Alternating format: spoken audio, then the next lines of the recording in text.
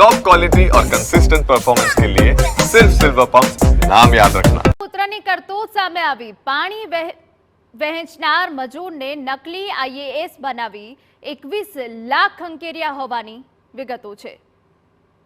મહેસાણામાં નકલી આઈએએસની બની 21 લાખ પડાવનારની પોલીસે ધરપકડ કરી જેલ હવાલે કર્યો, પરંતુ તપાસમાં મોટો ઘટસ્ફોટ થયો। આ નકલી આઈએએસ તો માત્ર કઠપુતલી હતો।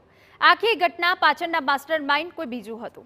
ઘટનાની વાત કરીએ તો સુરતના પિતા પુત્ર જયંતિ અને કૌશિક પટેલ વિસનગરના દિનેશ પટેલ સાથે મિત્રતા કેળવી અને એક દિવસ ફોન કરી કહ્યું કે પોતાને ત્યાં ઇન્કમટેક્સની રેડ પડી છે, જેમાં તેમને 300 કરોડ રૂપિયા જપ્ત થયા છે, જેને છોડાવવા તેમને વકીલ માટે રૂપિયાની જરૂરિયાત છે, જે માટે ઠગ પિતા પુત્રએ અમદાવાદના એક પાણી વહેંચતા મજૂરને નકલી આઈએએસ બનાવ્યો અને તેને ફરિયાદી સાથે આઈએએસ બની વાત કરી। ત્યારે પોલીસે નકલી આઈએએસ બનનાર મજૂરની ધરપકડ કરી તો ફરાર પિતા પુત્રની શોધખોળ હાથ ધરી।